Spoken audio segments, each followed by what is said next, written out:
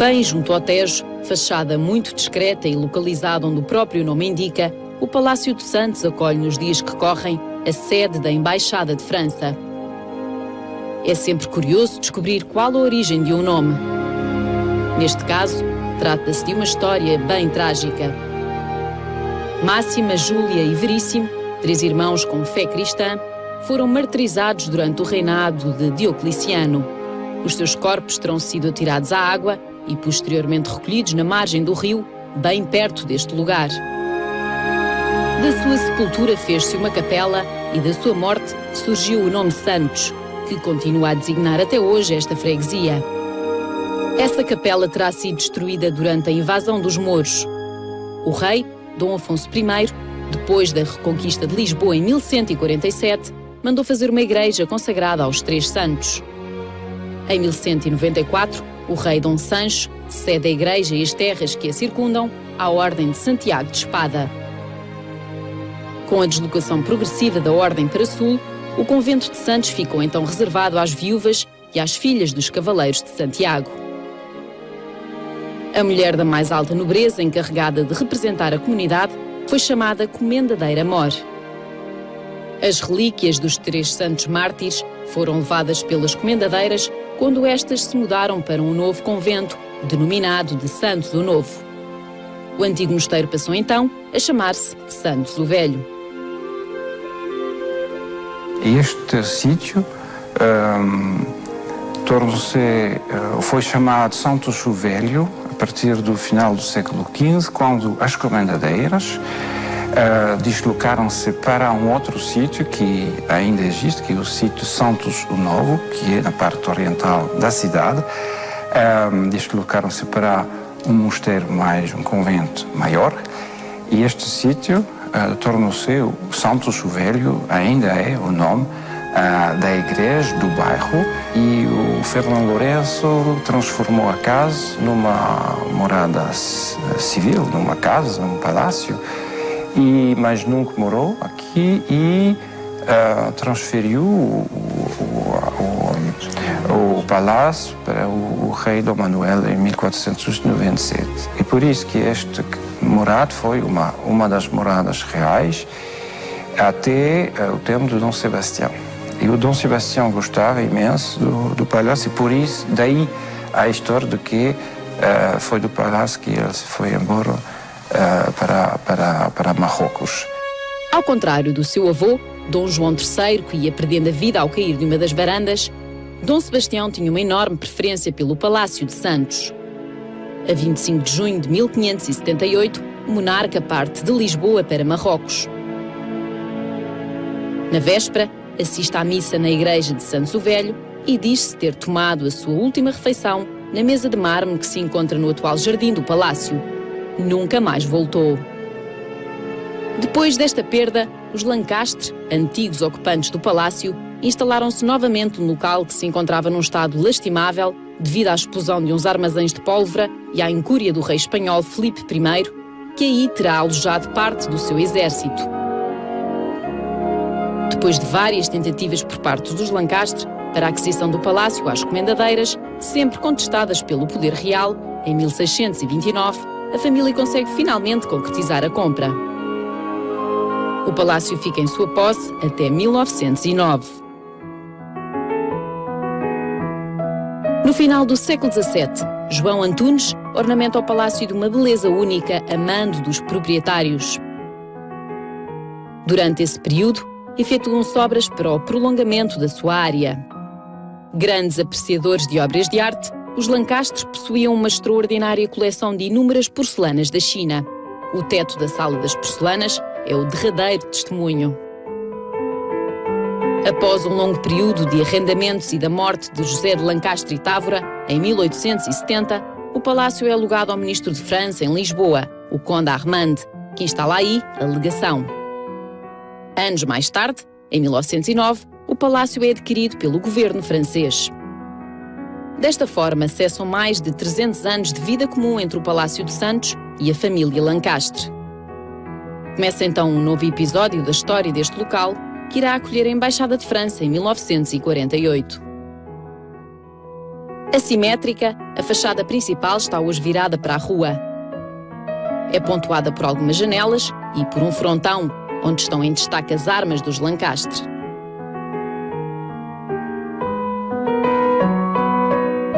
Através do pátio interior e passando por uma antecâmara, entramos no grande vestíbulo. A cobrir uma das suas paredes e com uma estética bem poderosa, encontra-se uma tapeçaria da autoria dos Gobelins, tecida em 1689. Não é possível ficar indiferente a esta luta dos animais.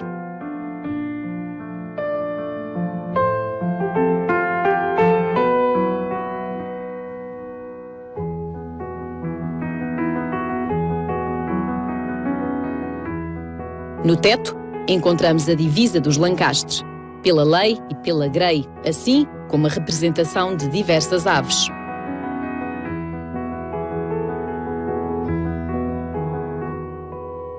Nesta visita, acautelem-se os mais distraídos para não deixarem fugir Mercúrio, que compõe acima de uma escadaria as suas asas inferiores. Da autoria de Rude e datada de 1935, esta estátua de gesso é uma cópia de um original que se encontra no Museu do Louvre. Este palácio tem se transformado em todas as épocas, segundo as necessidades e os gostos dos donos e das pessoas que moravam neste palácio. De modo que é muito difícil, é uma mistura de muitos estilos, muitas épocas, e que mostra, e isso também é uma espécie de pequeno extrato da evolução do gosto e dos estilos artísticos em Portugal. É muito comum as salas dos palácios assumirem diferentes funções consoante o gosto dos seus inquilinos. A Sala da Música é disso exemplo. Serviu de palco para concertos, mas também de sala de jantar. Os espaços que se destinavam à música geralmente não eram muito mobilados. Mantém-se desta forma a fidelidade à sua função ao constatarmos a presença apenas de um cravo e de um piano nesta divisão. As composições das paredes aludem ao contexto musical e, talvez pelo facto da música ser a linguagem universal, aqui qualquer um de nós encontra algo com que se consegue identificar. Por exemplo, no belíssimo teto, reconhecem-se representações mitológicas retiradas da Eneida de Virgílio.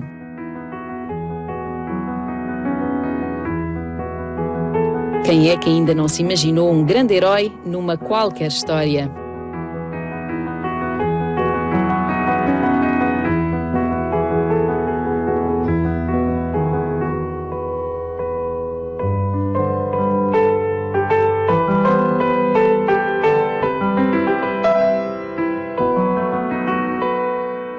A reprodução dos 4 continentes faz com que, uma vez mais, ninguém se sinta deixado de fora nesta galeria.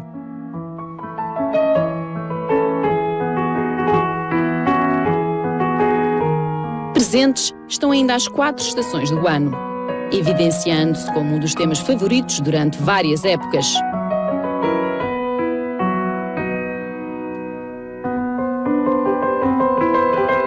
Por fim, as artes, outro assunto de predileção e abordado com uma enorme assiduidade. É cobrir o soalho um extenso tapete de lã, provavelmente original da Vila Alentejana de Arraiolos. Com desenhos a fazer lembrar cordas, remete-nos para motivos também encontrados em azulejos na Capela Barroca, mas já lá iremos.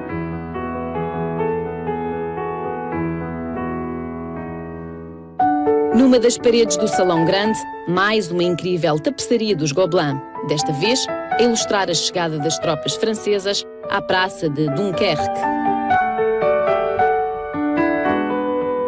Através dos pincéis de outras épocas, a pintura oferece ainda mais cores ao salão com 4 retratos. Luís XV, o Conde de Artois, o Duque de Choiseul e, por fim, o Duque de Praslin. Recorrendo a variedíssimas técnicas, a decoração de tetos de casas reais, palácios ou igrejas originou por todo o mundo verdadeiras obras de arte. A mitologia é uma das temáticas mais recorrentes. Mas para os que desconhecem as histórias aqui retratadas, estas cenas tão sugestivas propõem à nossa imaginação recriar o que terá sido o antes e o depois daquele momento. É muito habitual encontrar na decoração dos tetos com inspiração renascentista referências a animais, ornatos de folhagem e quimeras. Se observarmos atentamente os seus detalhes, descobriremos um talento espantoso na sua concepção. É interessante constatar como aqui cada objeto ocupa um espaço certo. Quem dera por vezes ao ser humano conseguir encontrar com essa harmonia e simplicidade o seu lugar no mundo. A perfeição de um busto de criança em Biscuit de Sèvres e os dois pequenos bustos de Molière e Rameau acentuam a beleza do charme deste salão. Quem procura uma experiência sensorial incomum, é aqui que deve entrar. A já referida Sala das Porcelanas emerge como uma composição única na Europa e a par com muito poucas a nível mundial. Ostenta um teto de forma piramidal, em que o conjunto dos seus 4 lados comporta 261 pratos e covilhetes de porcelana da China, do século XVI e do primeiro quartel do século XVII. São de destacar 4 destas peças em tons de azul e branco, quer pelas suas dimensões, quer pelos seus excepcionais ornamentos.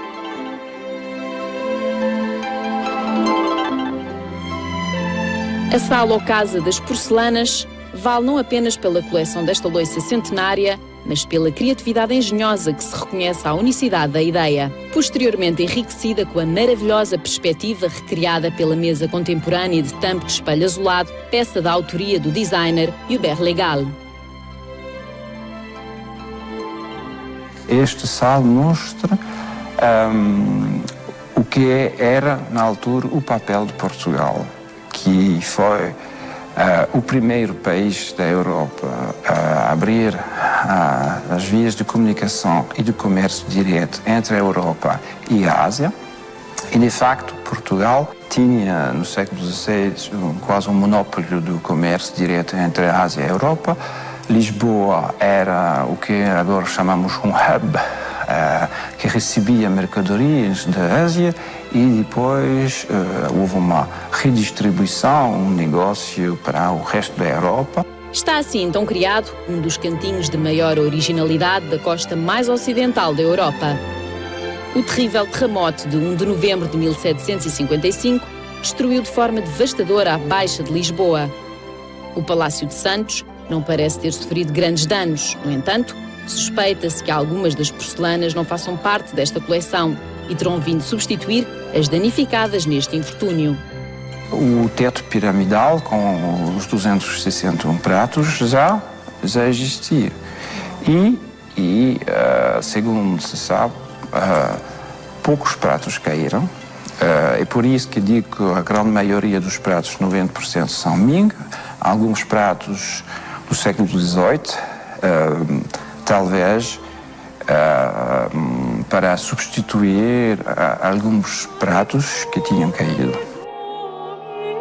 Como era comum em palácios de tempos concordantes, este possui igualmente uma capela. No chão, o mármore branco e cinza liga-se à antiga tojeleira, onde ainda se mantém um losango com ladrilhos azuis e amarelos. Descortinassem-se todos os passos que já por aqui passaram e ser-nos-ia ainda mais evidente a razão para tamanho desgaste. É neste ambiente religioso que vamos estar na companhia dos 3 mártires que deram nome à colina de Santos. O seu sofrimento não fora esquecido. E quem fala da freguesia de Santos, fala neles, mesmo sem saber. Esta pintura de Marcos da Cruz evoca então o martírio de Veríssimo, Máxima e Júlia. Aqui ficou eternizado o cruel alçar de um sabre para proceder à sua decapitação na presença do pretor romano. A pintura do altar é mais um elemento sobre o qual podemos refletir.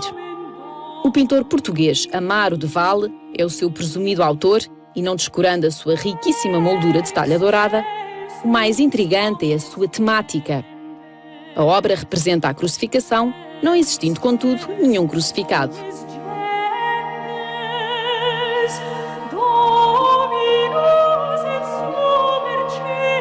Os 2 tetos em pirâmide quebrada, que recobrem o coro e a nave, têm representações da vida de Cristo, e da Virgem. A Anunciação, a Visitação, a Adoração dos Pastorinhos, a Apresentação ao Templo e Jesus no meio dos Doutores ocupa a posição central. Estas obras, tais como a Visitação e Jesus no meio dos Doutores, são atribuídas a Marcos da Cruz, um mestre da época que acabaria por ser completamente esquecido. Os demais denunciam o traço de diversos artistas. Dentro da variedade pitórica desta capela, podemos observar Santa Maria Madalena recebendo dos anjos a comunhão. Em cima à esquerda, a face Santíssima, uma representação milagrosa do rosto de Cristo. Aqui presenciamos a visão de um monge durante a qual a Virgem, na companhia de Santa Catarina de Alexandria e de Santa Maria Madalena, lhe entrega um retrato pintado de São Domingos.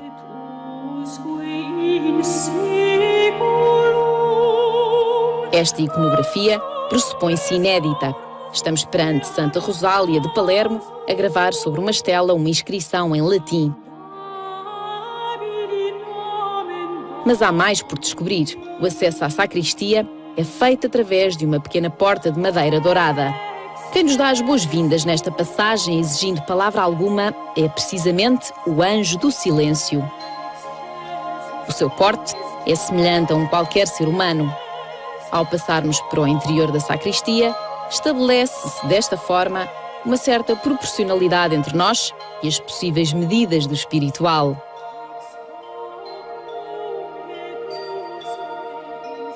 É verdade que na sacristia temos um anjo do silêncio, que é uma maravilha do ponto de vista da arte dos azulejos, que pode ser uma referência à Ordem Santiago de Espada, cuja sede estava aqui no final do século XII. Mas por que Gil Vicente? Porque Gil Vicente, o grande autor do século XVI, do tempo do Dom Manuel, representou aqui a sua peça O Alto da Alma, quando o Palácio dos Santos era morada real no século XVI. E foi uma espécie de referência cruzada ao Anjo do Silêncio, à espada, e a Gil Vicente, que representou a sua criação, a sua obra, aqui no Palácio dos Santos. Apenas uma das paredes não é totalmente forrada a azulejo. Cordões azuis entrelaçam-se de forma simétrica e complexa. Era com estas cordas grossas que os sacerdotes cintavam a alba que vestiam antes da missa. Esta sacristia, que é um lugar muito escondido, tem painéis de azulejos com cordas, que são uma espécie de mistura também de influências culturais diversas. Pode ser uma referência, um motivo típico da arte manuelina, mas também pode ser uma referência às arabescas muçulmanas, também há um motivo chinês que se chama Nó Sem Fim. Estes motivos terão inspirado um artista português contemporâneo, Lima de Freitas, que tinha grande apreciação por elementos esotéricos. Desta forma, terá concebido um projeto para um painel de azulejos sobre o tema de Dom Sebastião, o Encoberto. O painel realizado encontra-se na Estação do Rossio, junto de outros que ilustram igualmente a história de Lisboa. No projeto original verificamos que havia uma representação do Anjo do Silêncio, mas na conclusão da obra foi deixado fora. Vieira da Silva fora a artista escolhida para compor esta azulejaria. Criou então 5 belas telas em tons discretos, mas que nem por isso passam despercebidas. Os painéis sustentam frases em latim, em francês e em português. Neste último caso, um excerto da obra de Gil Vicente, O Alto da Alma. O 5º quadro da consagrada artista representa uma bússola que alude à epopeia dos descobrimentos. Na sacristia temos 5 painéis modernos, contemporâneos, que foram feitos há 30 anos pela grande pintora portuguesa, mas que trabalhou e viveu muitos anos em França, Maria Helena Vieira da Silva. E por que é que há obras de Vieira da Silva lá? Porque nas paredes da sacristia, que são muito notáveis por causa dos azulejos, ficavam 5 painéis vazios e não se sabe o que havia outrora. E a decisão foi tomada de colocar, de encher o vazio, e uma encomenda foi feita a Maria Helena Vieira da Silva, o que é também um encontro entre as duas culturas, francesa e portuguesa. Na parede do fundo, 2 quadros ilustram o espaço. Um bastante raro, que representa a parábola das bodas reais, e o segundo exibe Cristo de pé. 2 painéis de azulejos azuis e brancos ladeiam a pintura. Da capela podemos passar diretamente para a sala de jantar do palácio. 2 estátuas, em biscuit de Sèvres, recordam o triunfo de Baco. Uma data de 1905 e a outra de 1966. Constata-se unanimidade na afirmação de que existem relógios que se impõem como algumas das mais belas peças criadas pela mão do homem. Este exemplo, Luís XVI, oculta um mecanismo Charles-Leroy. Ao erguermos a nossa atenção, uma grande composição octogonal enaltece o teto. Pedro Alexandrino Carvalho, um pintor de talento inquestionável, deu vida a Apolo e às suas 9 musas.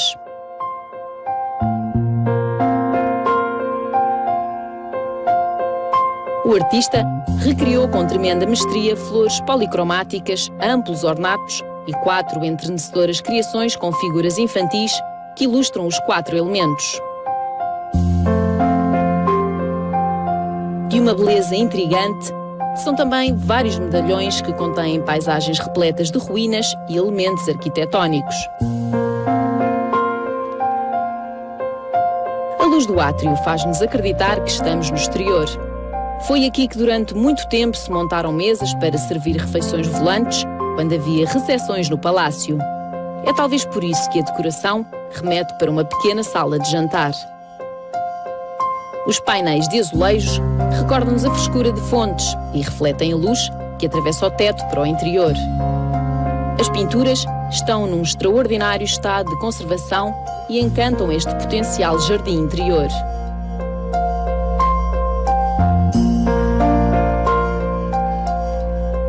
Qualquer edifício requer de tempos a tempos obras de manutenção.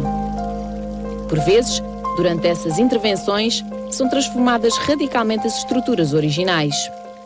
Tínhamos problemas de drenagem, também de floras de bougainvilliers plantados junto aos muros, que fazem com que havia infiltrações, umidades nas paredes e que estragam as pinturas no interior do palácio.